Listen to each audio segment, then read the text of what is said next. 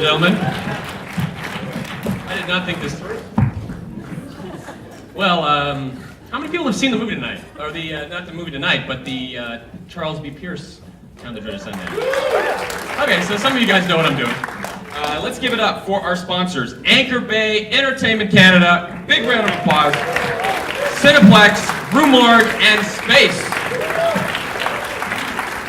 My name is Peter Kaplowski. Welcome to the Toronto After Dark Film Festival. I'm going to get right into things because we've got a cool short, a cool feature, we got a Q&A afterwards. So first of all, I'd like to bring up to the stage the short filmmaker Carlo Schefter and his crew who made Satan's Dolls. This is a really neat short. When I saw it, I was really impressed with the visual style, the sense of composition, and the energy. It's really fun, kind of delirious, a bit of a fever dream, and I think it ties nicely in with the feature tonight because there's anachronisms that I think are really interesting. And Carlo, I'll let you set up the short.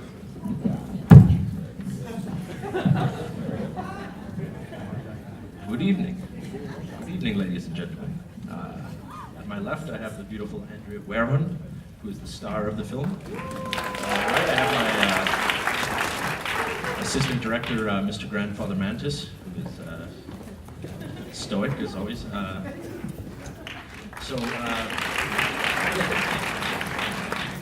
So we're very, very happy to be part of the After Dark Film Festival. And when they asked us to screen our short, we were delighted and very humbled and somewhat taken aback because all of this and all of you sitting there is quite far beyond all our meager expectations that we had when making our little nunsploitation film. Now, personally, never met anyone who doesn't like a good nun horror story.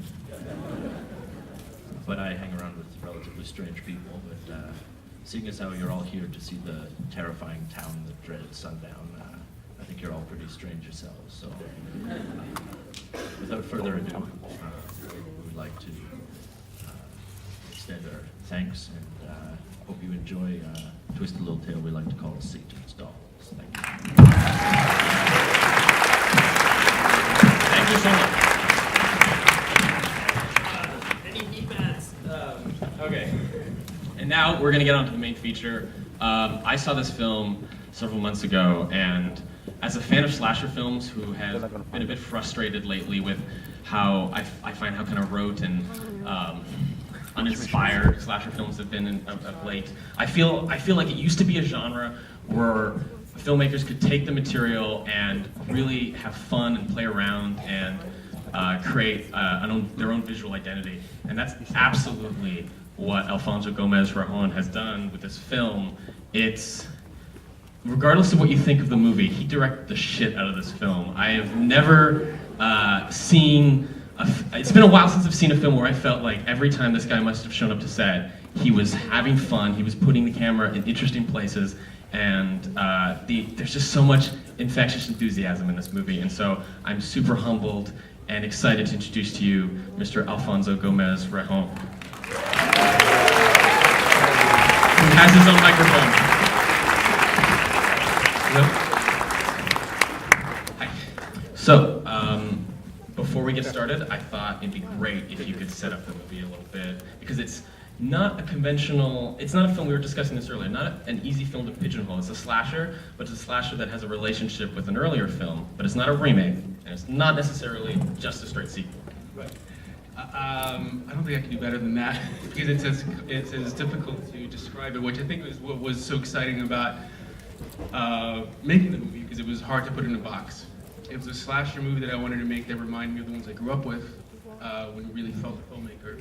And it was also a movie that celebrated movies in a weird way because it was a movie that haunted a town and kind of froze it in time, and I liked that idea. But it's a movie, it's its own story that just happens to be inspired by the original movie, which is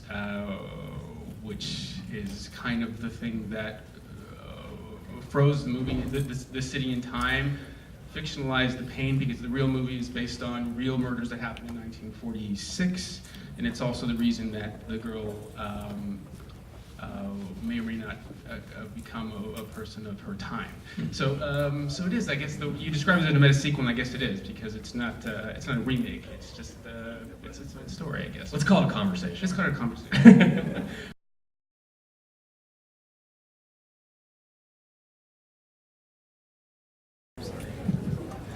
Ladies and gentlemen, allow me to reintroduce to you Alfonso Gomez-Rejon.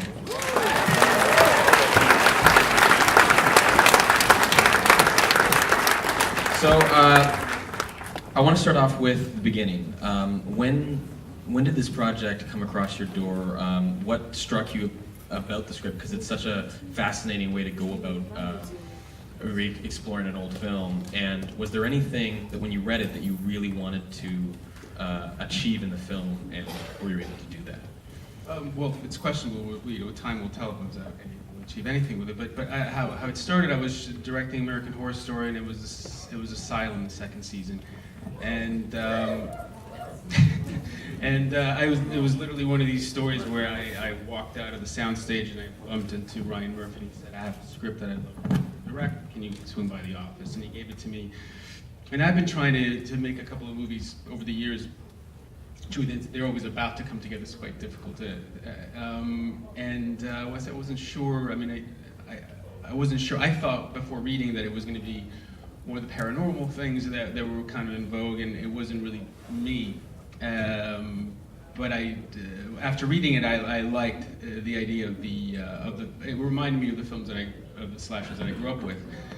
They were quite character-driven often, and I liked her character. I think she was, had these very twisted past, and now that she's about to start to feel again, it all goes to shit again. I like the duality of the town. I'm from a border town on the Texas and Mexican border, so I liked that and exploring the two textures and two personalities of that and the duality of everything. And I thought, and I was a big fan of The Last Picture Show, and a lot of photographers like Stephen Shore and Michael Eastman and a lot of Joel Sternberg, all these guys, and I thought, well, that might be an interesting. And then obviously what I said earlier about the power of movies and how a movie defined a town. It's a stretch, obviously, but I like that way into a film and how that would kind of inform everything else. Even the way the body is in the tracks is actually the anatomy of a murder solved Bass. It's like there's the zoetropes and the train image. Exactly. Can we talk a little bit more about that? I love how aggressively stylized this film is. Was that an easy thing to pull off in terms of production, or even in convincing people to let you do that sort of thing with this kind of material? I put together a very detailed lookbook that the studio had and Ryan and everybody had. I don't know if they saw it or not, but I was very clear how I wanted to tell the story, and then that once we had a room in we shot in Shreveport and in Texarkana. We had a room in the office, and it was like the gallery, we called it, because it was just wall-to-wall photography, and every department would then put things and join things, and every color informs another department. So it was really a wonderful group effort because everyone started feeding off those original ideas. So it's quite clear that what the approach is going to be and the time that we have, which is very little.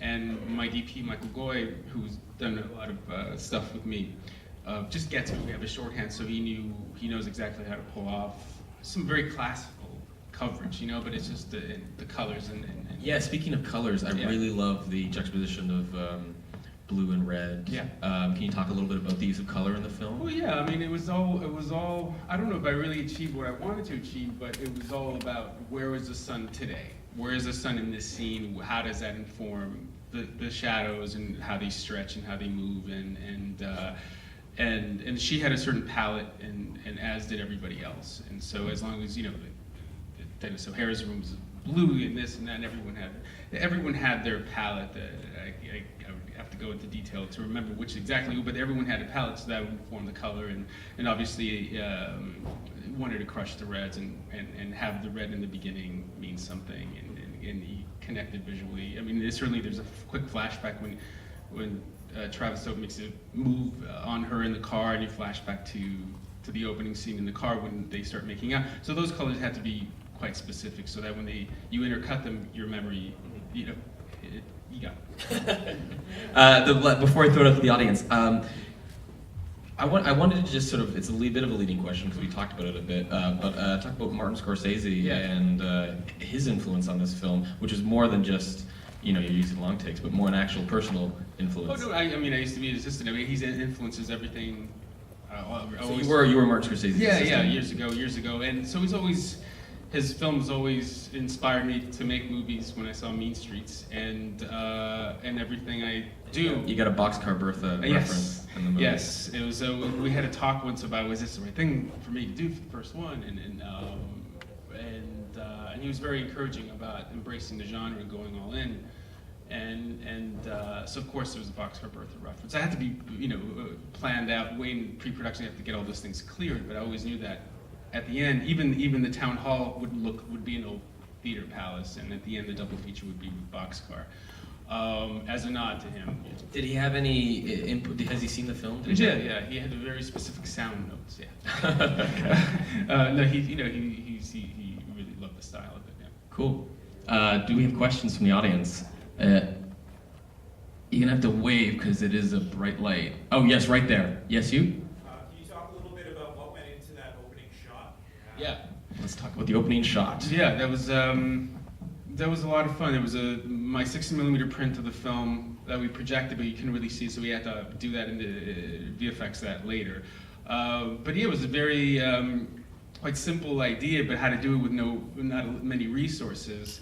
But it was as simple as a crane, old crane with a basket with a Steadicam guy that would go over the screen, and while he was weaving through the cars and introducing Dennis O'Hare or the two boys and everybody at Herman, then the crane would literally, we couldn't get track that long, so it was just wooden boards, very noisy, so all that had to be looped, and it would just, they would push the crane to the other side of the parking lot, and then just in time for, it had to be timed so that the car pulls up at the same time, and just in time for the Steadicam operator to get back on the basket and go up to the... A lot of takes, or how many times? Yeah. Yeah. I mean, it was not a crazy amount of takes, but it was like 13 takes. I mean, it's a very...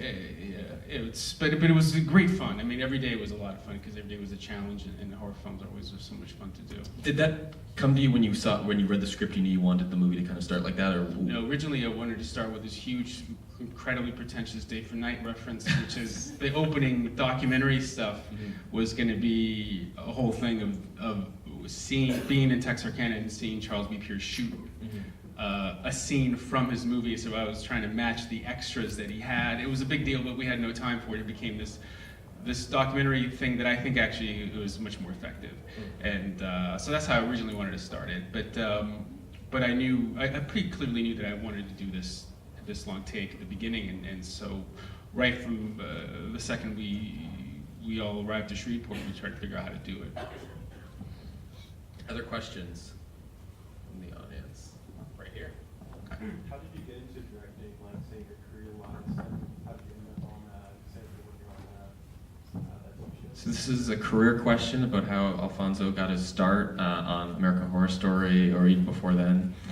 Well, I mean, I think I was 12 when I decided I wanted to do it. I went to film school and I started working as an assistant I started PAing on everything you can imagine. I'm still a PA in my head. Craft service, driving trucks, everything I could do, and eventually ended up being an assistant to a storyboard artist on short films at NYU and all that kind of stuff. And then eventually, many internships and PA jobs led to to an internship at Scorsese's office, and then that opened up the world to me. And then I ended up being assistant to a lot of really wonderful filmmakers. One of them was Nora Ephron, who got me into the Guild as a second unit director, and then that second unit director, the reel just started getting bigger and bigger. Babel was the biggest one, Argo, and then that led to meeting Ryan Murphy on Eat, Pray, Love as a second unit director, who gave me the Glee, and that was my first directed by credit. And then that led to American Horror Story, the same creator of that, and then that led to other things. Yep, you? Why did you play Sparkplug? Because I am an introvert, I am a horrible actor, and But at least I knew I wanted Sparkplug in there. So. And then were those details in the script, or did you? No. Yeah, so you wanted those. Oh yeah. Those. You had to pay homage to them. Okay. Do we have another question? I should have. Yes, right there. You're waving. Yep. How was the production received by Texarkana when you went there to shoot? Oh, they were incredibly friendly and open to us shooting there. I wanted to shoot everything there, but there just isn't the production facilities to do that. So Shreveport, and I had to cut a lot of things, and just to get 2 days in Texarkana to get those exteriors, like the train station that's in the movie that I wanted, and it was a landscape that I thought had to be specific, and they were very helpful. In fact, it was on a research trip there that the sheriff told me that Charles Pierce's son was still alive and living in the city, and then we wrote a character. Oh wow! So that was something that came out of yeah, it was production? it was a really wonderful. All that stuff was a lot of that material was in a different scene with a different kind of crazy woman. But then after we realized that Charles E. Pierce's son is actually in the city, it wasn't like we were trying to be meta. Mm-hmm. This thing was just kind of like telling us like the son is here, now I have to see the son. So you have to track him down, which is not easy because like they said, like, he's got jobs and his phone is off, and you eventually get them, and then some of those lines about his dad. The idea that he was there talking about his dad, and the movie defined him, and he stayed in Texarkana. It was really fascinating, bittersweet, but a very human life story that he had, and that he's in the film. He has a couple of cameos, but so that then informed the Dennis O'Hare character, and I think made the film richer because of that. Absolutely. We're running out of time because we have to get to the next screen, Yeah. but I did want to ask about what you've got coming up. Oh yeah, it's another movie called Me, Earl, and the Dying Girl. It's we were 2 weeks away from locking picture, and then we'll finish that at the end of the movie. Will be ready by the end of, and it's a high school movie that deals with cancer. It's about loss, but it's quite funny. Completely different genre. I almost did before this, and then we couldn't put it together. Now it's after that, but I'm really happy with that experience. That sounds fantastic. All right, everybody, give it up to Alfonso. Remember, guys, Why Horror is next, but then it's Pub After Dark. Are you going to be able to join us at Pub After Dark tonight? So he'll be at the pub if you got any more questions. See you guys tonight.